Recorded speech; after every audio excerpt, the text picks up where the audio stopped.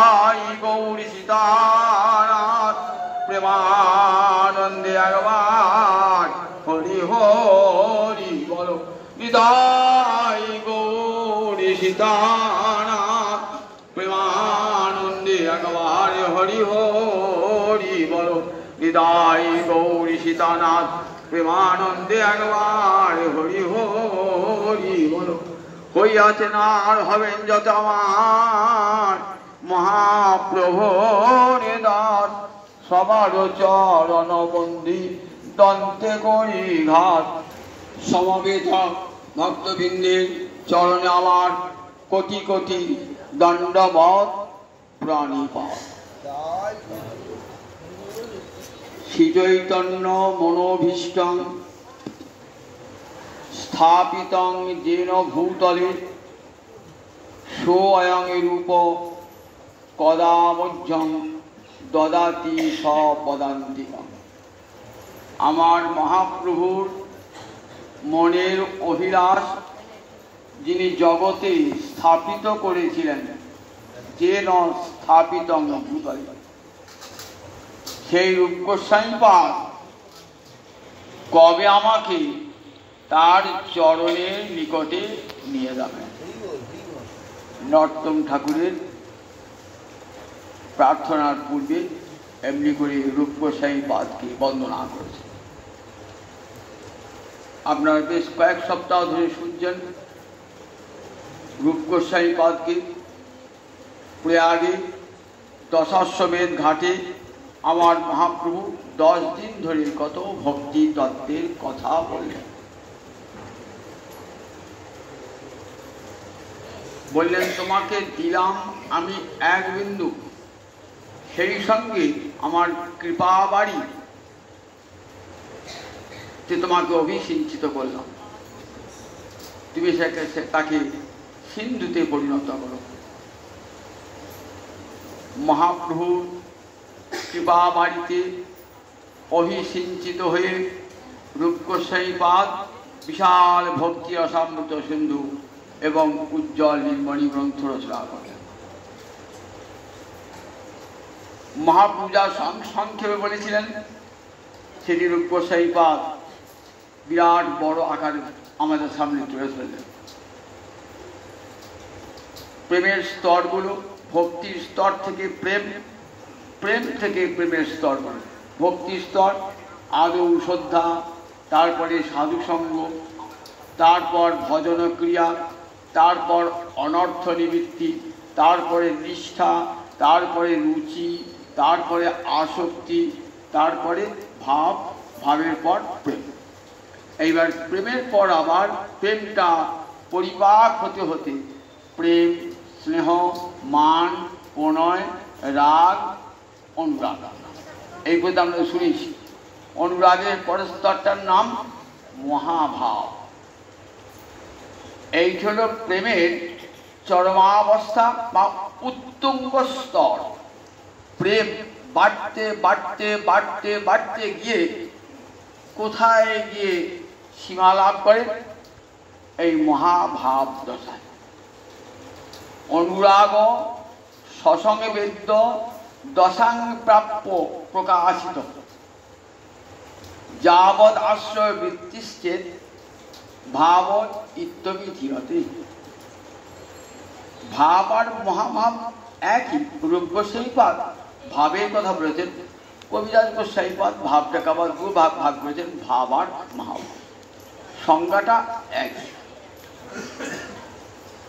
অনুরাগ যখন সসংবেদ্য, স মানে নিজে, সংবেদ্য মানে জানা, ভালোবাসা যখন নিজেকেই জানে, ভালোবাসার যে পাত্র পাত্রী এটা ভুলে যায়, শুধু ভালোবাসাটাই আস্বাদন হয়, তখন সেটি মহাভাব স্তরে পৌঁছিয়ে গেল।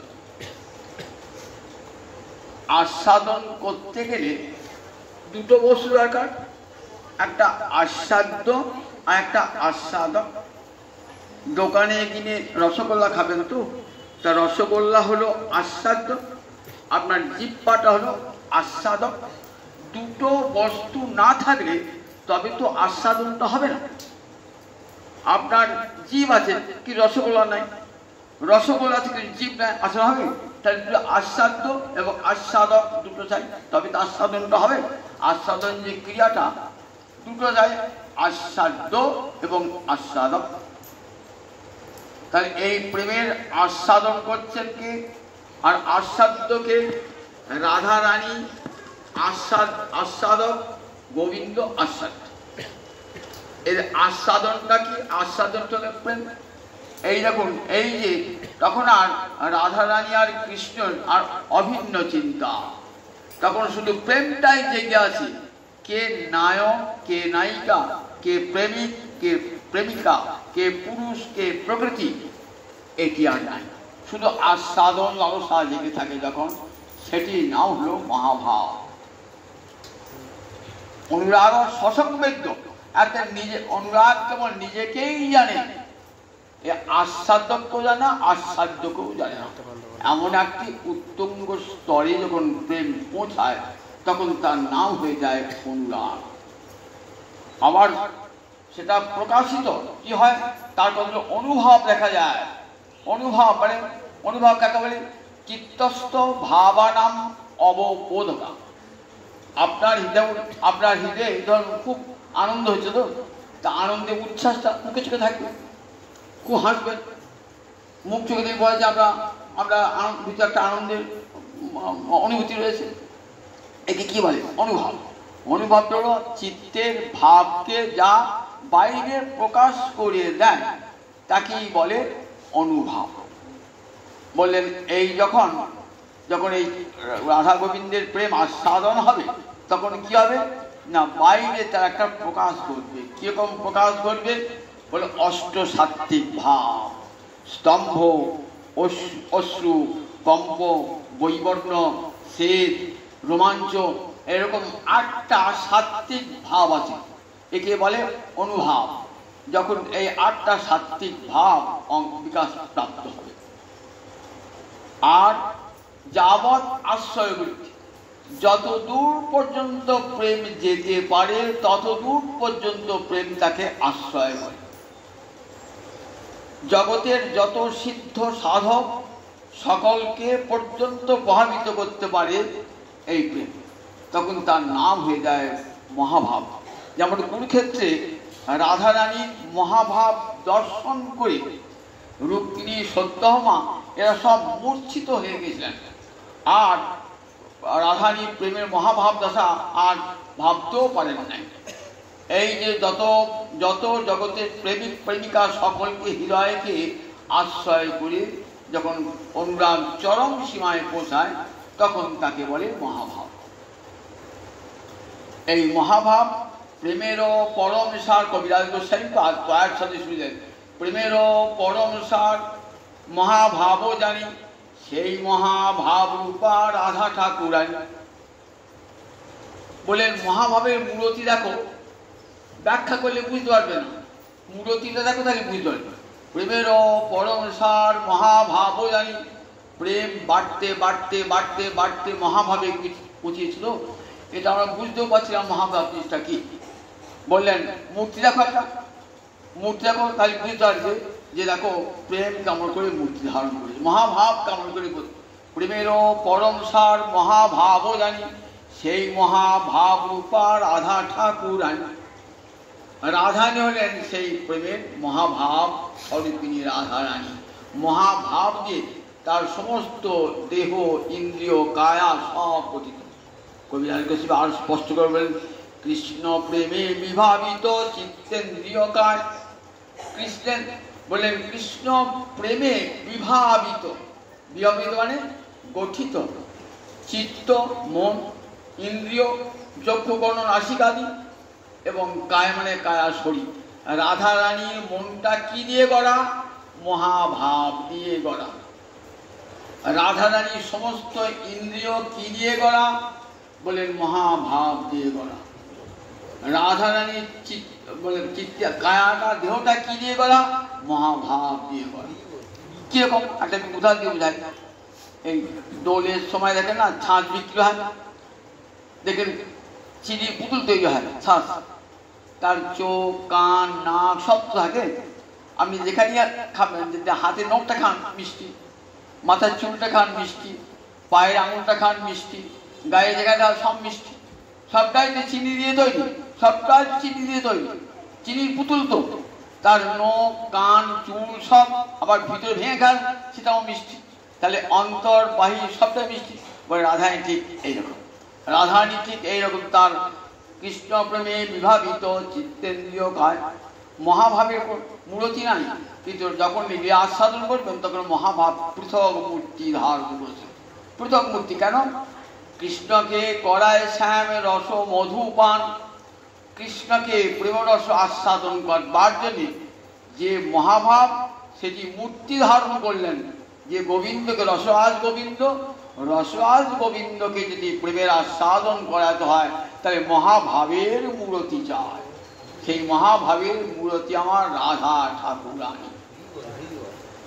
তন্ত্রশাস্ত্রে এই রাধা রানীর একটা সুন্দর পরিচয় তুলে ধরলেন কবিরাজ গোস্বাই।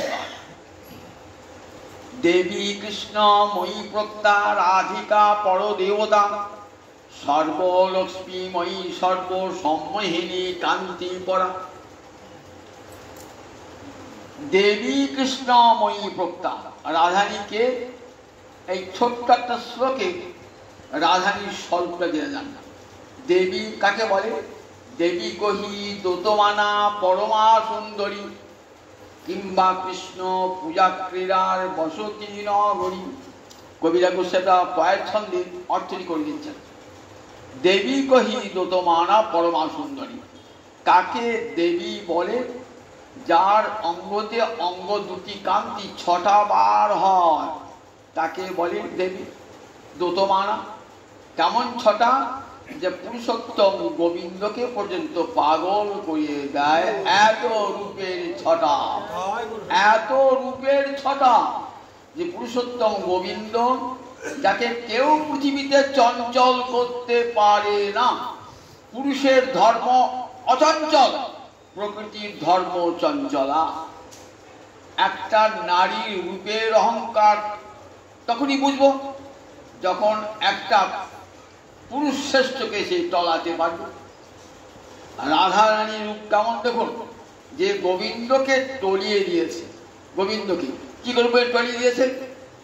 একবার রাধানীকে দর্শন করবার জন্য গোবিন্দ কত ছলের আশ্রয় গ্রহণ করছেন, কত ছলের। একবার রাধানীকে দর্শন করবার জন্য গোবিন্দ কত ছল। কখনো বাজিকর বেশে যাচ্ছেন বাঁদর নাচাচ্ছেন, একবার রাধানীকে দর্শন হয়। কখনো মালিনী বেশে যাচ্ছেন, মালা বিক্রি করতে রাধানীকে দর্শন হওয়ার জন্য। কখনো ব্রহ্মচারী বেশে যাচ্ছেন, কখনো সূর্য পূজার পুরোহিত সেজে যাচ্ছেন, কখনো যোগী বেশে যাচ্ছেন। তাই দেখুন পুরুষোত্তম কেমন চঞ্চল হয়ে উঠেছে। একবার রাধানীকে একবার চোখে দেখবার জন্য কত ছল থেকে করতে হচ্ছে। তাহলে বোঝা যায় রাধানীর রূপটা কেমন দেখুন, যে পুরুষোত্তম যে গোবিন্দ, সে গোবিন্দকে চঞ্চল করে তুলেছে। তাই দেবী বলছে কাকে? একমাত্র রাধানী। দেবী কহি যদ্যপি কৃষ্ণ সৌন্দর্য মাধুর্যের ধৈর্য, ব্রজদেবী সঙ্গে তারে 12 মাধুর্য। কবিরা তো সেই পয়েরটা তো দাম না। যদি কৃষ্ণের রূপের সীমা নাই, কিন্তু যে রূপের এক কণে ডুবায় সব ত্রিভুবন, সর্বপ্রাণী করে আকর্ষণ। মহাপ্রভু বলছে সন্তকে জানো আমার গোবিন্দের রূপ কেমন? যে রূপের এক কণ ডুবায় সব ত্রিভুবন, সর্বপ্রাণী করে আকর্ষণ। এক বিন্দু, এক ফোঁটা জগতের সকলকে আকর্ষণ, ব্রহ্মা বিষ্ণু এদিকে আকর্ষণ করে আমার গোবিন্দের এত রূপ। সকলকে আকর্ষণ করেন নিজের দিকে, দায়িত্ব নাম তার কৃষ্ণ নাম। সেই কৃষ্ণকে আকর্ষণ করছেন কে? সেই কৃষ্ণকে আকর্ষণ করছেন রাধা রানী। তাহলে বুঝলাম রাধানীর রূপটা কোথায় দাঁড়িয়েছে? জগত মোহন কৃষ্ণ তাহারও মোহিনী, অতএব সমস্তে পড়া ঠাকুরানী। গোবিন্দ জগতে মোহন। ক্ষীর সমুদ্র মন্থন করার পর যখন অমৃত উঠল তখন অমৃত নিয়ে দেবতার অসুররা মারামারি লেগেছে। ভগবান ভাবলেন অসুররা যদি অমৃত খায় তাহলে তো চিরকাল ওরা অসুর থেকে যাবে এবং কোনোদিন আর স্বর্গ ছাড়বে না। তখন ভগবান কি করলেন, নিজে মোহিনী অবতার হলেন, অপূর্ব সুন্দর রূপ ধারণ করলেন। ভগবানের মোহিনী অবতার, এমন মোহিনী রূপ ধারণ করেছেন না, দেবতারা ওই রূপ দেখে পাগল হয়ে গেছে। গোবিন্দের রূপ দেখে এমনকি স্বয়ং মহাদেব পর্যন্ত পাগল হয়ে গেছেন গোবিন্দের ওই মোহিনী রূপ দেখে। অসুরেরা পাগল, অমৃত খাবে কি? তখন কারাগারে গেছে, কে ওই মোহিনীর গলায় মালা দেবে বলে। দেখুন এখন কেমন করে প্রবঞ্চনা করলেন। অসুরেরা অমৃত ফেলে দিয়ে ওই মোহিনীর পশ্চাতে ছুটছে। সেই অবস্থায় দেবতারা অমৃত পান করল। তাহলে দেখুন, যে গোবিন্দ জগৎকে মাতিয়ে তোলে তার রূপের দ্বারা, আর সেই গোবিন্দকে মাতিয়ে তোলে আমার রাধা রানী, তার কত বড় ক্ষমতা। কত জগত মোহন কৃষ্ণ তাহারও মোহিনী, অতএব সমস্তের পরা ঠাকুরানী। তাই দেবী কহি দোতমানা পরমা সুন্দরী, কিংবা কৃষ্ণ পূজা ক্রীড়ার বসতি নগরী। আর একটা দেবী শব্দের অর্থ দান করলেন। দেবী শব্দটি সংস্কৃতে দীপ ধাতু থেকে এসেছে। দীপ শব্দের যেমন পূজা করা অর্থ হয়, ক্রীড়া করা একটা অর্থ হয়। দুটি যেমন অর্থ হয়, দোততে ইতি, দীপ ধাতু দোততে, অর্থাৎ অঙ্গ জ্যোতিতে আলোকিত করে, উদ্ভাসিত করে, তাই দেখি। আবার দীপ ধাতু একটা অর্থ পূজা করা। বলে কিংবা কৃষ্ণ পূজা ক্রীড়ার বসতি নগরী। পূজা গোবিন্দ সেবার যত উপকরণ কোথায় আছে? একমাত্র রাধাতেই রয়েছে। নগরী বললেন কেন? দুর্গা পুজো হবে তো গ্রামে সব উপকরণ পাওয়া যায় না। আপনার বাড়িতে দুর্গা পুজো হবে, আপনি কি করেন? দুর্গা পুজো আগে 5 দিন বাজার আসছেন, একদিন দশকর্মার ভান্ডার আসছেন, একদিন আসছেন মুদিখানার দোকানে, একদিন আসছেন মিষ্টির দোকানে। কেন? ওই যে দেবীর পূজায় যা উপকরণ লাগবে সেগুলো গ্রামে পাবেন না, নগরীতে আসতে হবে। আপনার অন্তর যে ইচ্ছা থাকে আমি গোবিন্দ সেবা করব, কোথায় উপকরণ পাবো? তারপরে রাধারূপ নগরীতে আছে কৃষ্ণ সেবার উপকরণ। কৃষ্ণ সেবার যত উপকরণ কোথায় আছে? রাধারানীতে আছে। তাই রাধারানীকে সেবা করলে কৃষ্ণ সেবার অধিকার তার মান। কিংবা কৃষ্ণ পূজা ক্রীড়া, ক্রীড়া মানে খেলা। বললেন গোবিন্দ কোথায় খেলা করেন? একমাত্র রাধারানীর সঙ্গেই তার যে প্রেমের খেলা একমাত্র রাধারানীর সঙ্গে, অন্য কারোর সঙ্গে নয়। বলে একমাত্র রাধারানীর সঙ্গে। কিংবা কৃষ্ণ পূজা ক্রীড়ার বসতি নগরী। দেবী শব্দের অর্থ দেবী কৃষ্ণময়ী প্রক্তা। দ্বিতীয় বেশ দিলেন কৃষ্ণময়ী। কৃষ্ণময়ী শব্দটা ভাঙলে কি হয়? কৃষ্ণ শব্দের সঙ্গে ময় একটা তদ্ধিত প্রত্যয় যোগ করলাম, কৃষ্ণময়। এবার স্ত্রীলিঙ্গে ঈদ প্রত্যয় করলে কৃষ্ণময়ী। ময়ন এই তদ্ধিত প্রত্যয়টা কি অর্থে হয়? বলে প্রাচুর্য অর্থে হয়, বিকার অর্থে হয়। এদের যেমন স্বর্ণের বিকার স্বর্ণময়, স্বর্ণযুক্ত ময়। আপনার বাড়িতে একটা সোনা ছিল, সোনার খণ্ড ছিল, আপনি কি করলেন? স্বর্ণকারকে দিলেন, সে একটা হার বানিয়ে দিলেন, স্বর্ণের বিকার। তাহলে ওই যে হারটা সোনার বিকার। তাহলে দেখুন রাধায় তো মহাভাবের মূরতি, সেই মহাভাবের মূরতিটা কি হয়েছে?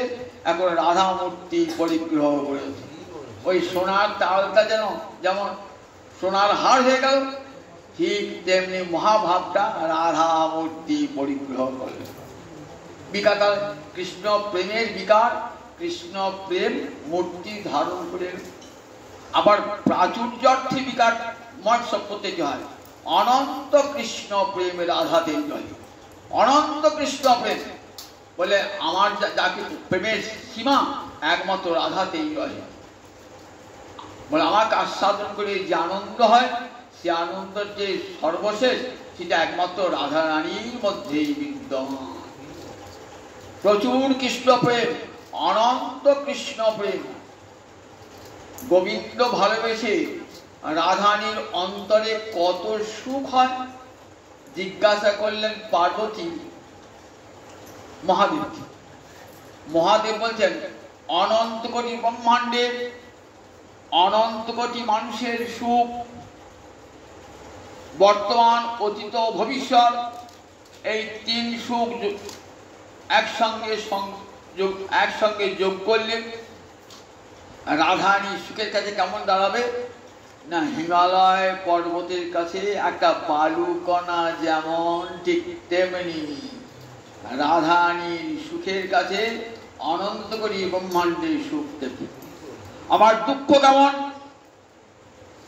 মহাদেব শুনবে দেবী দুঃখ ঠিক ওই রকম। অনন্ত কোটি ব্রহ্মাণ্ডের অনন্ত কোটি মানুষের সুখ দুঃখ, ভূত ভবিষ্যৎ বর্তমানকালের দুঃখ, সেই দুঃখকে এক জায়গায় করো, আর রাধারানীর দুঃখকে এক জায়গায় করো। রাধারানীর দুঃখ কেমন না হিমালয় পর্বতের মতো, আর এই দুঃখ অনন্ত কোটি ব্রহ্মাণ্ডের দুঃখ এক ক্ষুদ্র বালুকণা। তাহলে বুঝে রাখবার, অনন্ত কৃষ্ণ প্রেম হৃদয় ধারণ করে। দেবী কহি দোতমানা পরমা সুন্দরী, কিংবা কৃষ্ণ পূজা ক্রিয়ার বসতি নগরী। যদ্যপি কৃষ্ণ সৌন্দর্য মাধুর্যের ধৈর্য মানে সর্বশেষ সীমা, কৃষ্ণ সৌন্দর্য একবারে চরম সীমা, কিন্তু ব্রজদেবী সঙ্গে তার এবারে মাধুর্য। বাম পাশে যখন রাধারানী, তখন আর কৃষ্ণের মাধুর্য কত অনন্ত মাধুর্য। সুখ বলে আমার কৃষ্ণ মদন মোহন, শাড়ি বলে আমার রাধা পামে যতক্ষণ, নইলে শুধুই মদন। যে রাধারানী বামে রাখলেন না, অমনি কৃষ্ণের মাধুর্য বেড়ে গেল, কৃষ্ণের মাধুর্য বেড়ে গেল। তাহলে কৃষ্ণকে মধুময় মাধব রূপে তৈরি করেছেন কে? রাধারানী। যখন দাঁড়ান না, তখন তা অপূর্ব সৌন্দর্য। দেবী কৃষ্ণময়ী প্রত্যা রাধিকা। রাধিকা শব্দের অর্থ কি? রাধতি গোবিন্দং, গোবিন্দের রাধ্যতে বা, যিনি গোবিন্দকে আরাধনা করেন। সংস্কৃতে রাধার অর্থ আরাধনা করা। যিনি গোবিন্দকে আরাধনা করেন তাকে বলে রাধিকা। বলে রাধারানীর জীবনে একটাই আরাধনা, কি আরাধনা? গোবিন্দ ছাড়া আর কোনো আরাধনা করেন না। তার সমস্ত আরাধনা যা কিছু জীবনে শুধু একমাত্র গোবিন্দ সন্তোষ। আর শ্রী গোসাই বাদ বললেন, শুধু রাধতি গোবিন্দ নয়, গোবিন্দেন রাধ্যতে বা, বলেন গোবিন্দ আবার যাকে আরাধনা করেন তিনি রাধিকা। গোবিন্দকে তো সবাই আরাধনা করে, গোবিন্দ কার আরাধনা করে? গোবিন্দ আমার রাধারানীর আরাধনা করেন। গোবিন্দেন রাধ্যতে বা, মানের সময় মান ভঙ্গর পর কি করেন? গোবিন্দ গিয়ে রাধারানী মান ভাঙান। কেমন করে, কি করে পূজা করেন রাধারানীকে? এখন মানে মান গরবিনী রাধারানীর মান ভাঙান কেমন করে? বললেন দেখো, শ্যাম পূজারী কেমন করে দেবীকে তুষ্ট করছেন, প্রেমের দেবীকে কেমন করে তুষ্ট করছেন।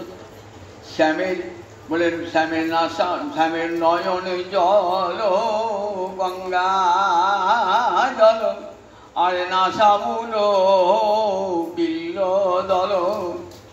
শ্যাম পূজারী পুজিছে আর প্রেমের দেবী রে। শ্যাম গঙ্গা জল দিয়ে বিল্লপত্র দিয়ে দেবীর পূজা হয় তো, তার শ্যাম সুন্দর দেবী রাধারানীকে পূজা করছেন কি উপকরণ দিয়ে? শ্যামের নয়নে জল গঙ্গা জল, আর নাশামূল বিল্ল দল। শ্যাম পূজারী পুজিছে রাজ প্রেমের দেবী রে। তাহলে দেখুন কে কার আরাধনা করে? রাধারানী গোবিন্দ আরাধনা করেন, গোবিন্দ মা রাধারানী আরাধনা করেন। তাই রাধিকা নাম। পরদেবতা মানে যে দেবতার উপর আর কোন দেবতা হয় না। যস্যাংশে লক্ষ্মী দুর্গাদিকা শক্তি। অথর্ববেদ বলেছে রাধারানীর উপরে আর কোন দেবী নাই। জগতে যত দেবী দেখছো সব রাধারানীর অংশ, রাধারানী অংশিনী। যেমন জগতে যত অবতার সব অবতার কৃষ্ণের অংশ কলা, ঠিক তেমনি জগতে যত কান্তা শক্তি আছে, লক্ষ্মী, দুর্গাদি, সরস্বতী, সবের রাধা রানীর অংশ সম্ভূত। রাধানী হলেন অংশী। তাই পরদেবতা দেবী কৃষ্ণময়ী প্রক্তা রাধিকা পরদেবতা, সর্বলক্ষ্মীময়ী। সর্বলক্ষ্মীময়ী লক্ষ্মী বলেন কাকে বলে? ঐশ্বর্যের অধিষ্ঠাত্রী দেবীকে লক্ষ্মী বলে। রাধানী হলেন সর্বলক্ষ্মীময়ী। কেন বলেন? কৃষ্ণের যে 6টা ঐশ্বর্য, সেই ঐশ্বর্যের অধিষ্ঠাত্রী দেবী কে হলেন? রাধারানী। 6টা ঐশ্বর্য কি কি? ঐশ্বর্যস্য সমগ্রস্য বীর্যস্য যশস্শ্রিয় জ্ঞান বৈরাগ্যশ্চৈব সন্ন্যাং ভগ ইতি শ্রুত। ভগ শব্দের সঙ্গে মতুপ এই তদ্ধিত প্রত্যয় করে ভগবান শব্দটি হয়, অর্থাৎ ভগ আছে যার, তাকে বলে ভগবান। ভগবানের ঐশ্বর্য 6টা ঐশ্বর্য ভগবানের কি কি? সমগ্র ঐশ্বর্য, সমগ্র বীর্য, সমগ্র যশ, সমগ্র শ্রী, সমগ্র জ্ঞান, সমগ্র বৈরাগ্য, এই সব সমগ্র আছেন গোবিন্দের মধ্যে। এই যে 6টা ঐশ্বর্য, সেই ঐশ্বর্যের অধিষ্ঠাত্রী দেবী হলেন আমার রাধারানী। তাই তিনি সর্বলক্ষ্মীময়ী। কোটি কোটি লক্ষ্মী তার অঙ্গ হতেই আবির্ভূত হয়। এই দেখেন কোটি কোটি গোপী, এরা সব লক্ষ্মী। যত যত গোপী দেখবেন বৃন্দাবনে না, রাধিকার্চন দীপিকা বলে সেই বই আছে, তাই দেখাচ্ছেন সমস্ত বৃন্দাবনের যত গোপী সব কোটি কোটি লক্ষ্মী দ্বারা রাধানী অঙ্গ থেকে আবির্ভূত হয়েছেন, আবার রাধানী অঙ্গেই তারা বিলীন হয়ে যান। তাই রাধানী ব্রহ্মসংহিতায় আছে, গোবিন্দকে সেবা করছেন এক রাধানী অনন্ত লক্ষ্মী মূর্তি ধারণ করে ওই গোলকপতিকে সেবা করছে। এই সর্বলক্ষ্মীময়ী, সর্বসম্মোহিনী কান্তি বলা, আবার সর্বসম্মোহিনী, সকলকে সম্যমরূপে বহিত করেন। জগত মোহন কৃষ্ণ তাহার মোহিনী, অতএব সমস্তের পরা ঠাকুরানী। যে গোবিন্দ জগৎকে মোহিত করে দেয়, তার রূপে গুণে মাধুর্যে, বেণু মাধুর্যে, রূপ মাধুর্যে, লীলা মাধুর্যে, প্রেম মাধুর্যে, 4টে মাধুর্য তো গোবিন্দের। এই 4টে মাধুর্যে জগৎ মাতিয়ে রেখেছেন গোবিন্দ। বললেন এই যে মাধুর্য, সেই মাধুর্যের অধিষ্ঠাত্রী দেবেন লক্ষ্মী। যেমন ঐশ্বর্যের অধিষ্ঠাত্রী দেবী রাধারানী, তেমনি মাধুর্যের অধিষ্ঠাত্রী দেবী রাধারানী। এই গোবিন্দ কি, এই রাধারানী কি করেন? বলেন গোবিন্দকে এমনি করে মোহিত করে দেন। যে গোবিন্দ তার রূপ গুণ বংশীতে জগৎকে মাতিয়ে তুলেছেন না, বলেন ঠিক তেমনি করে গোবিন্দকে মাতিয়েছেন রাধারানী। আমার রূপে আপ্যায়িত হয় ত্রিভুবন, আর রাধা রূপ জুড়ায় আমার এ দুটি নয়ন। দেখেছেন তো, রাধার দর্শনে আমার জুড়ায় দুটি নয়ন। বলে আমার রূপে জগৎ আপ্যায়িত হয়ে যায়। আমার রূপ দেখলে পরে আর অন্য কোন রূপ দেখতে ইচ্ছা হবে না। সমস্ত রূপের শেষ একবারে গোবিন্দ মূর্তিতে। বংশীকারামৃত ধাম লাবণ্যামৃত জন্মস্থান, যে না হেরে সে চাঁদ বদন, সে নয়নে কিবা কাজ, পড়ুক তাহার মুন্ডে বাজ, সে নয়নে রহে কি কারণ। কবিরাজ গোস্বামী পাদ সাধক সিদ্ধ পুরুষ তো ব্রজের মঞ্জরি দেখছেন গোবিন্দের অপূর্ব রূপ, কেমন বংশী গানের রূপ যে অমৃত, তার উৎসভূমি গোবিন্দের বদন।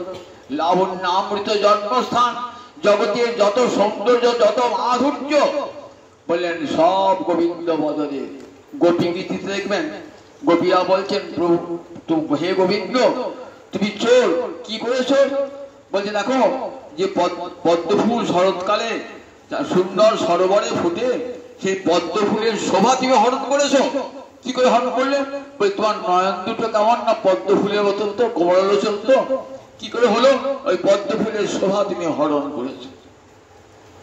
দেখো কেমন গোবিন্দের রূপ বর্ণনা করছেন। বংশীকারামৃত ধাম লাবণ্যামৃত জন্মস্থান, জগতের সমস্ত লাবণ্য বলে না না, ওই গোবিন্দের লাবণ্যে কে পেয়েছে? পদ্ম ফুল ধার করেছে গোবিন্দের লাবণ্য। বললেন কোকিল তার কণ্ঠস্বর কোথায় পেয়েছে? মাধুর্য গোবিন্দের কাছ থেকে। জগতে যেখানে যা সুন্দর দেখবেন, মধুর দেখবেন, সব কোথা থেকে এসেছে? সব গোবিন্দ থেকেই এসেছে। তাই বংশীগানাম ধাম লাবণ্যামৃত জন্মস্থান যে না হবে সেচাদবদন, সেই গোবিন্দ জগৎকে মুগ্ধ করছে না, তাকে মোহিত করছে আমার আধারানী সর্বলক্ষ্মী সর্ব সম্মোহিনী কান্তি। কান্তি মানে কান্তি শব্দের ইচ্ছা, কান্তি শব্দের অর্থ ইচ্ছা। বলেন কৃষ্ণের যতেক বাঞ্ছা রাধাতেই রহে। রাধারানী জানেন গোবিন্দ কখন কি বাঞ্ছা করেন আর বলতে হয় না। আর রাধারানী জানতে পারেন গোবিন্দের কখন কি বাঞ্ছা হয়।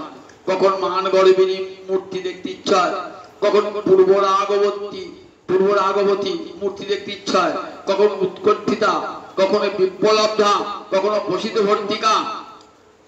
রাধায় ঠিক সেই রূপ ধারণ করেন। উদ্দেশ্য গোবিন্দকে সুখ দান করবেন বলে।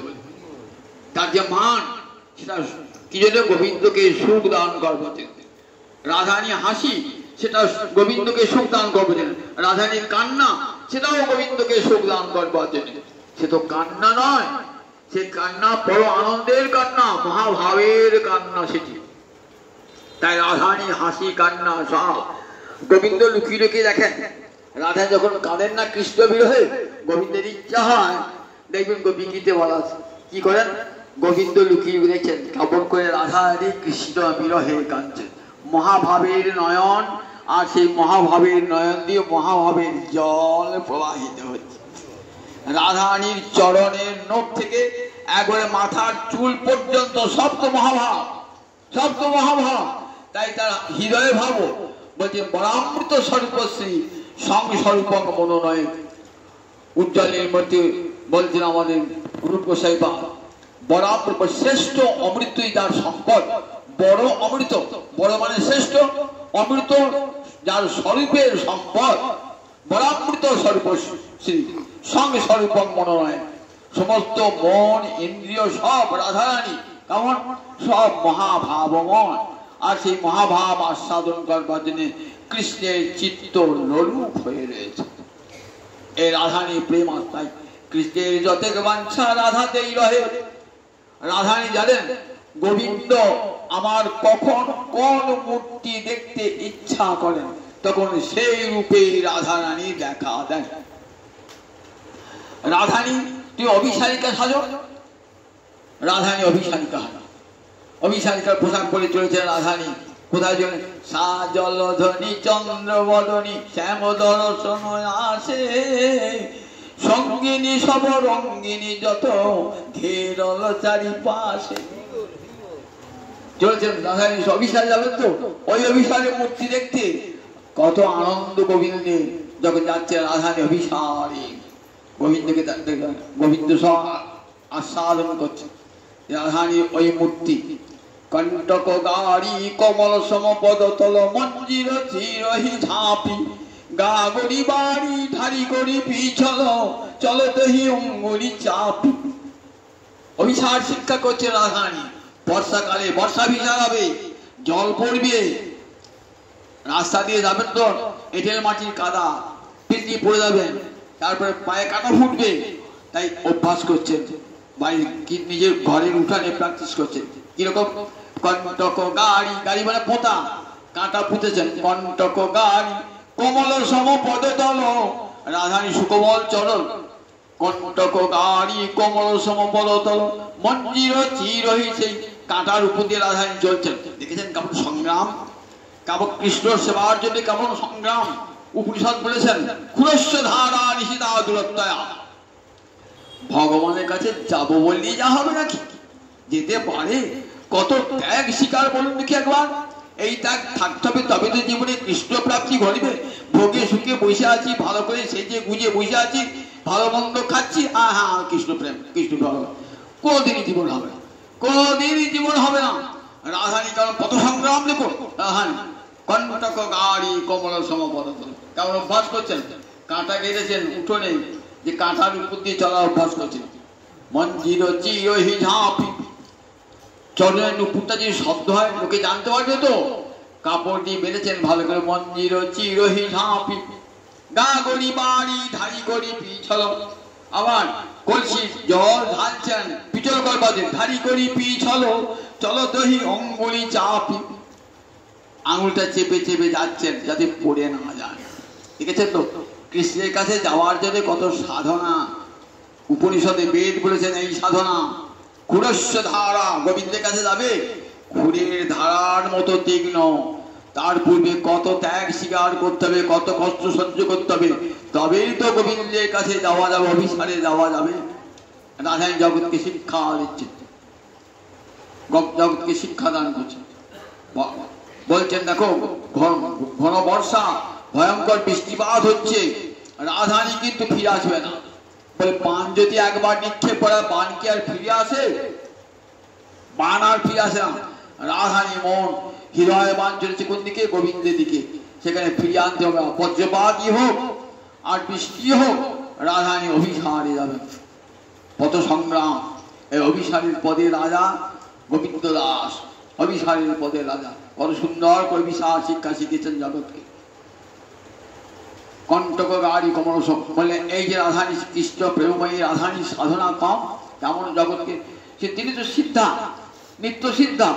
তুই জগৎকে শিক্ষা দান করবার জন্য তার এই সাধনা, তার তো কোনো সাধনা নাই, প্রয়োজন নাই, কিন্তু জগৎকে শিক্ষা দান করবার জন্য রাধারানীকে নিয়ে এসেছেন। জগৎকে শেখাও কেমন করে কৃষ্ণ প্রেম লাভ করতে হয়। তাই তিনি কৃষ্ণ প্রেমের গুরু রাধারানী। কেমন রাধারানী প্রেম? বিদগ্ধ মাধব নাটকে রূপ গোসাই পা দেখছেন। বিভুরপি কলয়নে সদাভিবৃদ্ধি, গুরুরপি গৌরব চর্যয়া বিহীন, মুহুরূপচিত বক্রিমাপি শুদ্ধ, জয়তু মুরদ্দি শ্রী রাধিকানুরাগ। বিদগ্ধ মাধব নাটকে রূপ গোসাই পাল বলছেন জয়তু মুরদ্দিশি রাধিকানুরাগ।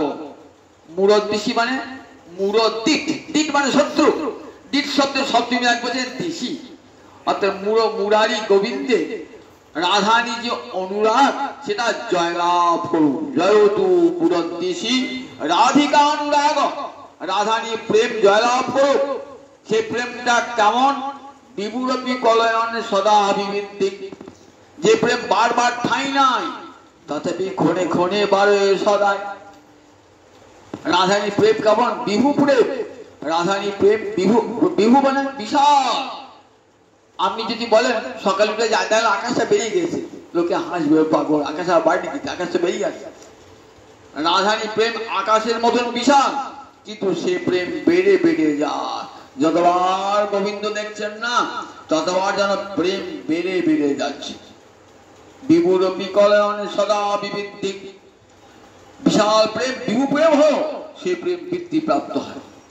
গুরুরপি গৌরব চর্যয়া বিহীন, সে প্রেম গুরু শিরাধিকার প্রেম গুরু আমি শিষ্য নয়, নিত্য আমার নানা নিত্যে নাচালে উদ্ভট।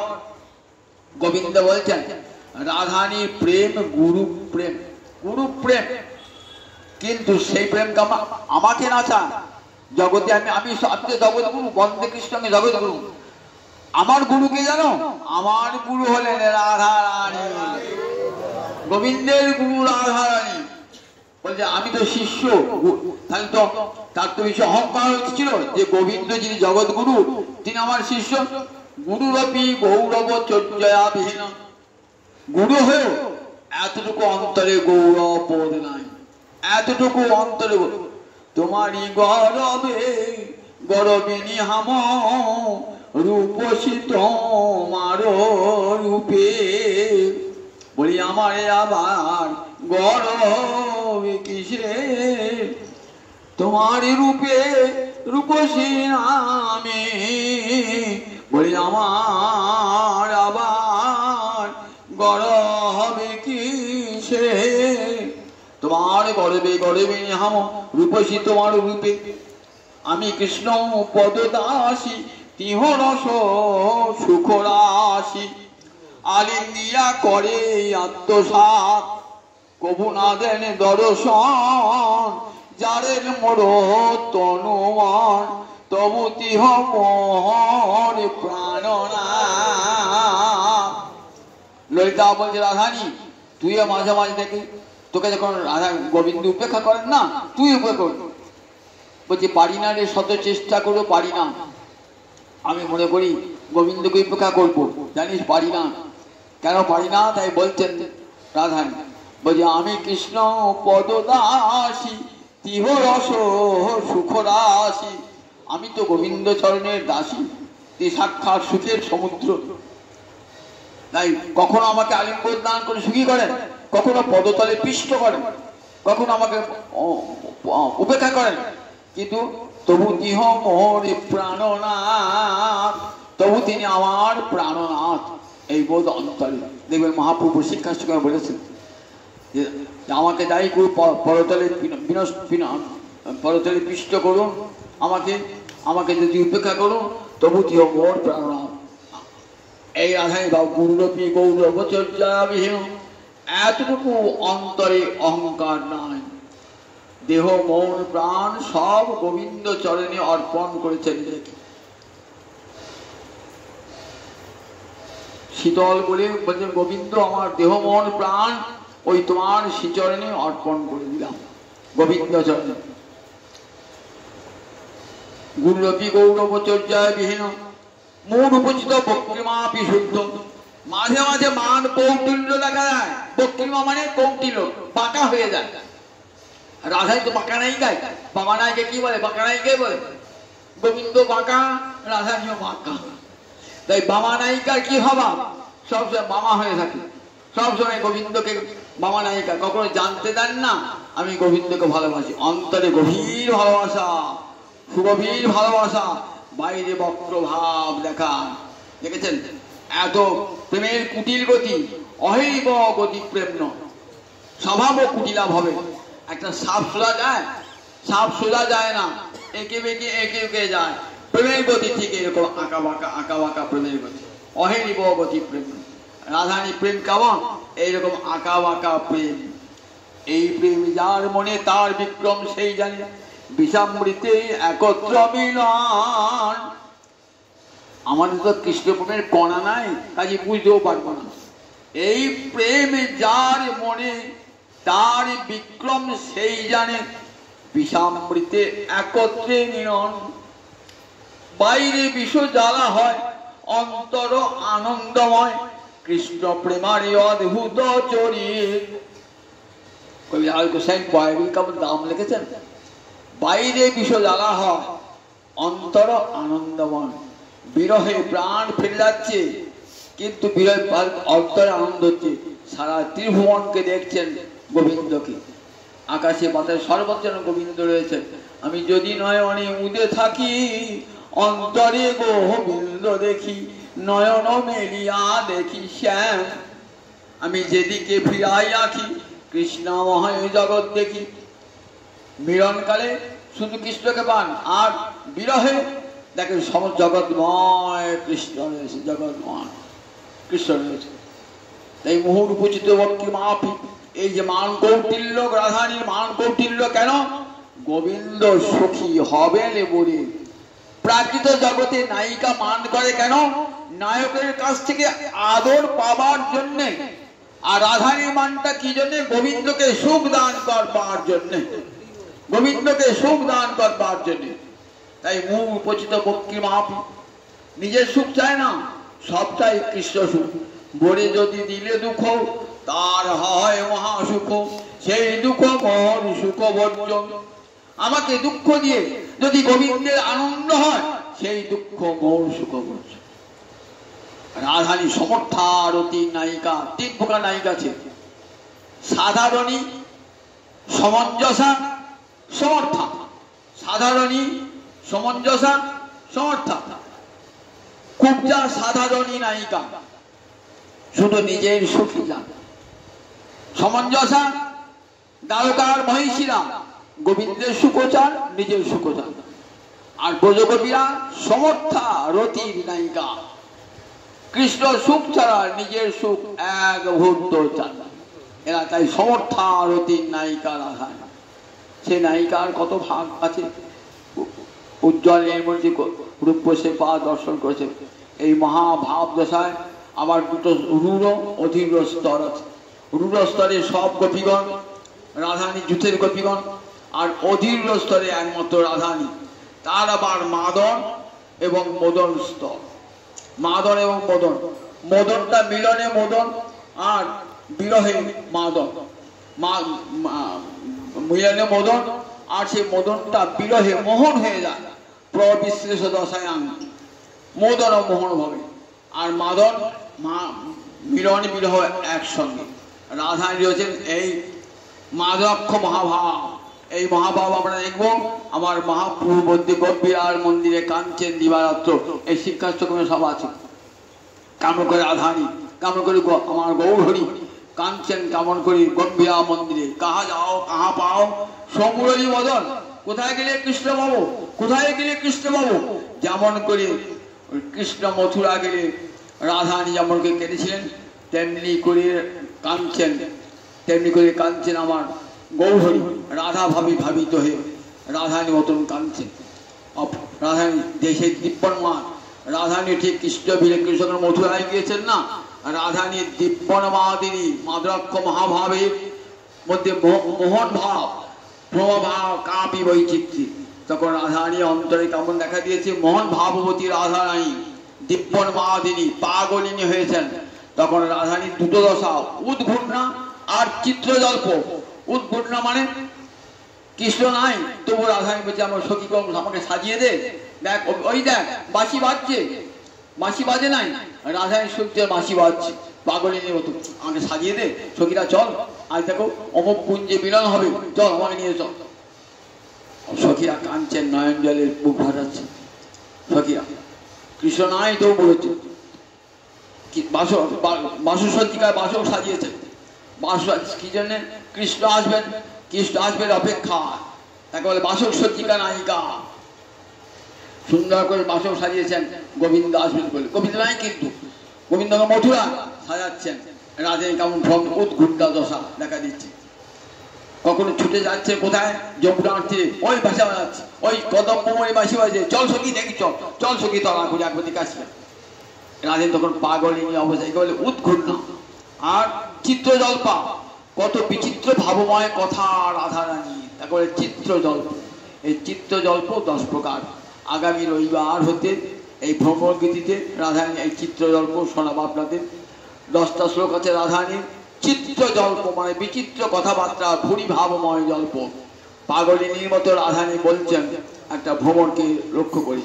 ভাগবতের নাম ভ্রমণ গীতি। আগামী রবিবার থেকে সেই ভ্রমণ গীতি আপনারা শোনাবো। জয়নিতা আজকে রাত্রে 8টা বেজে গেছে, 8টা 15 জয়নিতায় এইখানে শেষ করলাম। আজকে তৃপ্তি হন, এর বিষয় বলাও যাবে না, সময় হয়ে গেছে তো। জয়নিতায় জয়নিতায় জয়নিতায়।